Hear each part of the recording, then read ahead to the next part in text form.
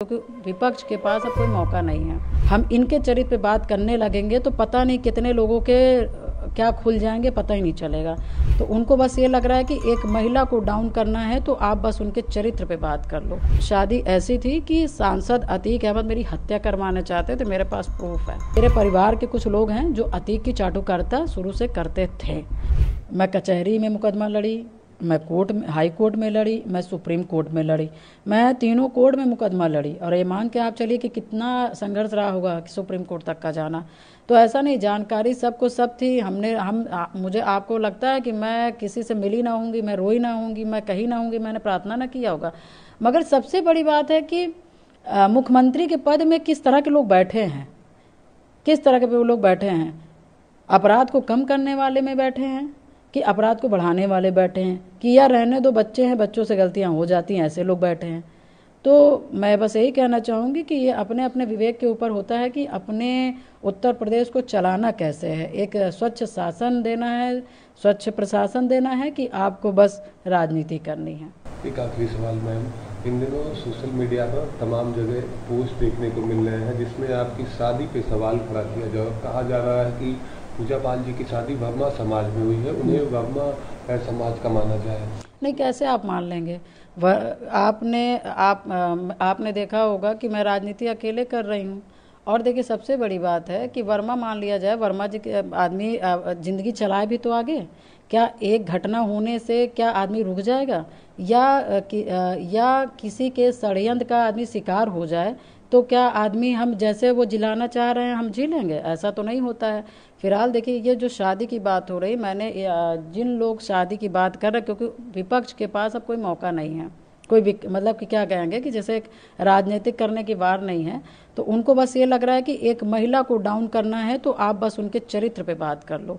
हम इनके चरित्र पे बात करने लगेंगे तो पता नहीं कितने लोगों के क्या खुल जाएंगे, पता ही नहीं चलेगा। मगर कोई शादी है, कोई अपराध नहीं है। मगर मैं इसलिए कहना चाहूँगी कि मैं पूजा पाल थी, हूँ और मरते दम तक रहूँगी, क्योंकि ये शादी एक ट्रैप था। और ट्रैप शादी ऐसी थी कि सांसद अतीक अहमद मेरी हत्या करवाना चाहते थे। मेरे पास प्रूफ है।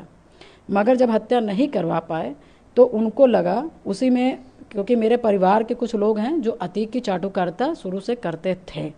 और वो जब मैंने राजू पाल जी की सीबीआई जांच करवाई और जब आर्डर हुआ तो उनको लगा कि अब मैं इनके साथ जुड़ करके मैं भी हाईलाइट हो जाऊं और मैं भी राजनीति में आ सकता हूं। तो उन्होंने समाज को घेर करके वो हमसे मुलाकात किए और हमसे मिले भी।